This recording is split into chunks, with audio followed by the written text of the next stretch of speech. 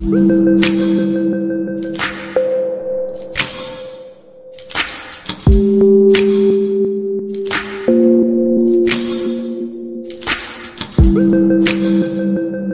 dikatakan umpamanya tidak ada yang dilakukan dalam beberapa minggu ini semata-mata kerana politik. Saya nak beritahu bahawa pertamanya isu yang dibangkitkan untuk keabsahan ini adalah untuk memungkinkan kita memperoleh keyakinan dan mengurus ekonomi. Tapi untuk itu, kerana dipertikaikan soal sama ada kita tetap pertahankan prinsip perlembagaan, soal Islam, agama persekutuan dan penghayatannya, agama bahasa Melayu sebagai bahasa kebangsaan, dengan pengecualian beberapa peruntukan untuk Sarawak yang memberikan ruang untuk bahasa Inggeris mengikut perjanjian MA 63, hak kesemuanya orang Melayu dan Bumiputera, dan kedudukan dan kedaulatan Raja-Raja Melayu. Hal itu saya ingin tegaskan tidak mungkin dipertikaikan oleh kerajaan perpaduan ini. Bedanya ialah usaha saya untuk memberi jaminan kepada semua rakyat, golongan minoriti, golongan yang terpinggir, golongan di pedalaman, bahawa setiap rakyat dan warga negara ini akan dipertahankan hak mereka sebagai warga negara. Keduanya melibatkan institusi. Orang tidak melabur. Sebab apa? Sebab dia tidak yakin badan kehakiman atau penguasaan itu telus dan bebas. Mengapa dalam litigation, kes-kes melibatkan syarikat-syarikat besar selama ini, mereka pergi ke Singapura dan sebelumnya di Hong Kong dan tidak di mahkamah-mahkamah kita. Dari sebab itu, saya sampaikan kepada Ketua Hakim Negara, selaku Perdana Menteri, saya tidak akan campur urusan badan kehakiman dan mereka jalankan dengan bebas dan telus dan mereka bertanggungjawab sepenuhnya kepada perlembagaan dan rakyat dan akhirnya Allah Subhanahu Wa Taala sekiranya mereka mengadakan apa-apa tindakan yang melanggar terselit. Yang ketiga yang kita tumpukan adalah soal menangani isu kos sara hidup. Kita boleh bicara di sini dengan allowance yang ditetapkan. Tetapi percayalah, umumnya negara kita, terutama orang Melayu dan Bumiputera, masih dalam kategori miskin. Di semenanjung tanah Melayu, majoriti besar masih orang miskin. Walaupun kita bicara dengan hebat dan berdegar-degar tentang ketuhanan Melayu dan kemuliaan bangsa dengan pelbagai dasar. Tetapi setelah lebih 6 dekad merdeka, majoriti orang Melayu miskin. Dari para rakan-rakan saya yang pelbagai kaum dan agama, saya menyatakan bahawa pentadbiran ini tidak akan tolak ansur untuk pertahankan kepentingan majoriti yang kebetulan adalah orang Melayu dan Bumiputera, Sabah dan Sarawak.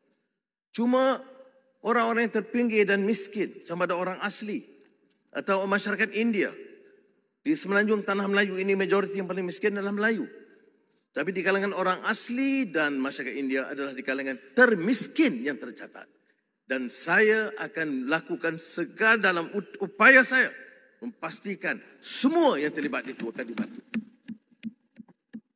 Nah, kalau ini dibangkitkan, maka tumpuan kita adalah yang keempat, memacu pertumbuhan ekonomi negara. Kita ada umpamanya kajian upaya persaingan negara di antara negara. Dan kita lihat umpamanya kadar, kecepatan dan kebersanan pendaftaran syarikat dan urusan perniagaan masih ketinggalan.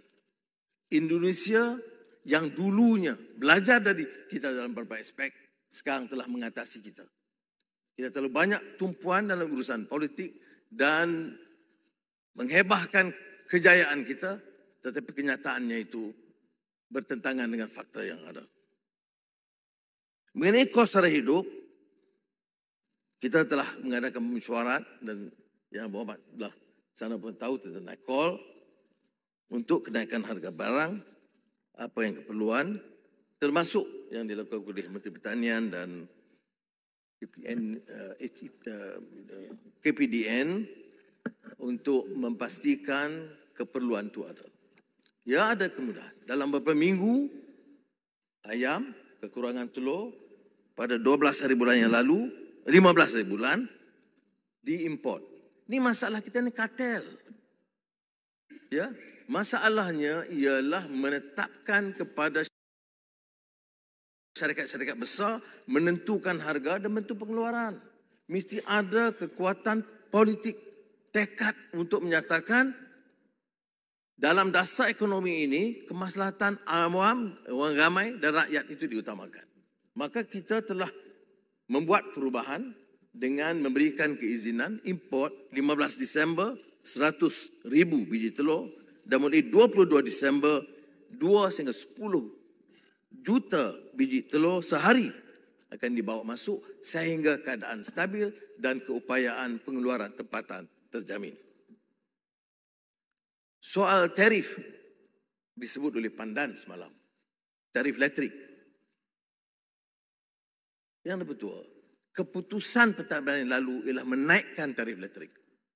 Kertas draft Jemaah Menteri sudah disiapkan. Dari tanggungjawab kami sepatutnya hanya melaksanakan. Tetapi bila saya baca, ini bertentangan dengan dasar kita. Bagaimana mungkin dalam keadaan kos sara hidup begini, rakyat terbeban, kita naik kadar elektrik.